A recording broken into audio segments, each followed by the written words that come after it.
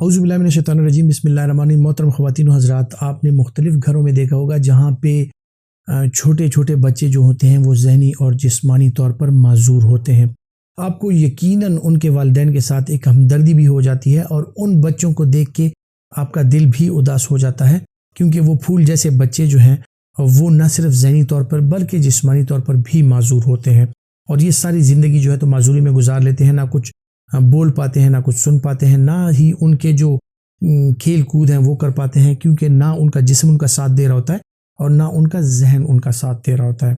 सो ये क्यों होता है, क्या प्रॉब्लम होती है, इसका नाम क्या है, किस बीमारी की वजह से होता है, ये मैं आज आपको बताने लगा हूँ। और ये वीडियो जो है खुसूसन उन बच्चों के नाम जिन पर अल्लाह ताला ने ये आजमाइश डाली हुई है। सो वो बच्चे, वो फूल जो सेरेब्रल पाल्सी का शिकार हैं, उनके लिए आज ये वीडियो है।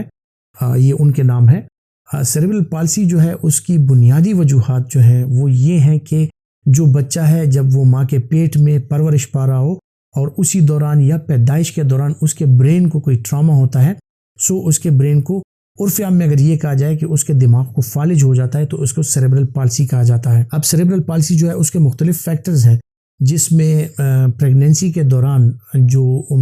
माँ है या माँ बनने वाली खातून जो है उसकी अपनी सेहत बहुत ज़्यादा काउंट करती है कि उसको शुगर, ब्लड प्रेशर, इस तरह की कोई दायमी बीमारी तो नहीं है, या उसको कोई वायरल इन्फेक्शन, उसको कोई जिस तरह के हम मुख्तलिफ़ किस्म के जो वायरल है, हर्पीस सिम्प्लेक्स वगैरह, टॉक्सोप्लाज्मा वायरस, रूबेला वायरस, या इस तरह के वायरल कोई डिजीज़ तो नहीं है जो कि प्लेसेंटा के थ्रू उस बच्चे को ट्रांसमिट हो जाती है, या उस मदर की सेहत को इतना मुतासिर करती है कि जाके अल्टीमेट रिज़ल्ट ये होता है कि उसका बच्चा जो है वो माजूर पैदा होता है। जब पैदाइश के अमल के दौरान बच्चा सांस नहीं ले पाता, बर्थ एस्फेक्सिया उसको होता है। जब बर्थ का प्रोसेस प्रोलॉन्ग हो जाता है और बच्चे के दिमाग को पैदा होते टाइम ऑक्सीजन ज़्यादा देर तक ना मिले तो उसकी वजह से उसके ब्रेन के जो सेल्स होते हैं वो इस्कीमिया की वजह से डेथ का शिकार हो जाते हैं और इस्कीमिया की वजह से वो डैमेज का शिकार हो जाते हैं। और इस तरह उसका ब्रेन जो है, बच्चे का ब्रेन जो है, जो एक इंतहाई सेंसिटिव पार्ट होता है, उस टाइम इंतहाई नाजुक मरहले में होता है और इंतहाई नाजुक उज़्व है, उसको ऑक्सीजन नहीं मिलती तो उसके सेल जो है वो टूट फूट का शिकार हो जाते हैं और वो कमज़ोर पड़ जाते हैं, उनकी डेथ हो जाती है सेल्स की। सो ये ब्रेन जो है फिर अपनी नशोनुमा सही तरीके से नहीं पाता और ये बच्चा जो है तो जहनी और जिस्मानी तौर पे उसमें ये चीज़ें सामने नज़र आने लग जाती हैं। सो जो बच्चे डिलेड क्राई का शिकार हों, या कुछ बच्चे ऐसे होते हैं जो पैदाइश के बाद मुख्तलिफ़ किस्म के वायरल इन्फेक्शंस या एनकेफेलाइटिस का शिकार हो जाते हैं, उनकी ब्रेन या उनका जो ब्रेन के इर्द गिर्द जलियाँ हैं, मेनिंजाइटिस उनको हो जाता है, उसमें अगर इन्फ्लेमेशन आ जाती है तो ये बच्चे जो हैं मुकम्मल तौर पे ये ज़हनी और जिस्मानी तौर पे माजूर हो जाते हैं।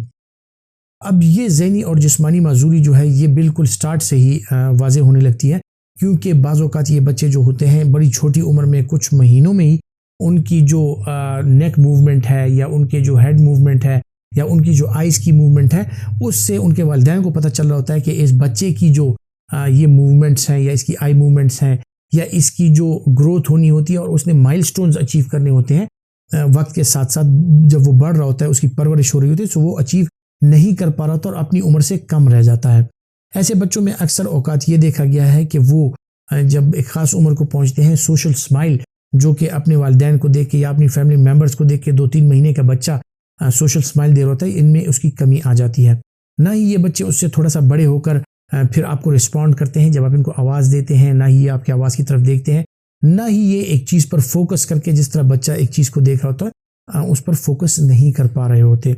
जब ये थोड़े और बड़े हो जाते हैं तो आपको अंदाज़ा हो जाता है कि जब इनकी मूवमेंट स्टार्ट होती है तो इनमें या ये फिट्स का शिकार होते हैं, इनको झटके आते हैं, और या जो है तो ये स्टिफ होते हैं और इनमें स्पास्टिसिटी होती है, यानी जब आप इनके हाथ पैर और उसको हिलाते हैं तो ये एक ख़ास किस्म की स्पास्टिक उसमें पोजीशन में इनके हाथ पैर और इनकी बॉडी के जो डिफरेंट जॉइंट्स हैं वो स्पास्टिसिटी का शिकार हो जाते हैं। और ये स्पास्टिसिटी जो है तो अक्सर औकात माँ जो है वो अपने बच्चे को नहलाते वक्त बचपन में उसको नोटिस कर लेती है कि मेरे बच्चे के जो हाथ हैं या पैर हैं वो नॉर्मल मूवमेंट नहीं कर रहे और वो स्पास्टिक हैं, उनमें अकड़पन है, उनमें सख्ती है और उनमें तनाव की कैफियत है। सो ये बड़ा अर्ली पिक हो जाता है और उसकी वालिदा जो है या उसके पेरेंट्स जो है उसको डॉक्टर के पास लेके चलते हैं। जब उसका मुआयना किया जाता है तो पता चलता है कि ये बच्चा ना सिर्फ جسمانی طور پہ بلکہ ذہنی طور پر بھی یہ معذور ہوتا ہے۔ ان بچوں میں خواتین و حضرات لرننگ ڈسیبلٹی ہوتی ہے۔ سیریبرل پالسی کے جو پیشنٹس ہوتے ہیں ان میں لرننگ ڈسیبلٹی کی وجہ سے یہ لوگ جو ہیں یہ کچھ سیکھ نہیں پاتے، سو نہ ہی پھر یہ بول پاتے ہیں اور نہ ہی یہ الفاظ ادا کر سکتے ہیں، اور ان کی صرف آواز نکلتی ہے، باقی یہ کچھ بول نہیں پاتے، ان کی آرٹیکولیشن نہیں ہوتی، مطلب یہ الفاظ نہیں بنا سکتے، اور نہ ہی یہ کچھ سیکھ سکتے ہیں اور نہ ہی آپ پھر ان کو کچھ سکھا سکتے ہیں۔ سو یہ مکمل طور پر معذور بچے ہوتے ہیں جو کہ صرف ان کی سانس چل رہی ہوتی ہے، اور وہ مختلف قسم کے جو ایسے مومنٹ ہوتے ہیں کہ وہ ارریشنل ہوتے ہیں، یا یوں سمجھ لیں کہ ان کو اناپروپریٹ قسم کی آوازیں ہوتی ہیں اور عجیب قسم کی ان کی موومنٹس ہوتی ہیں، یہ فٹس کا جھٹکے کا شکار ہو سکتے ہیں، اور کھانا پینا بھی جو ہے تو یہ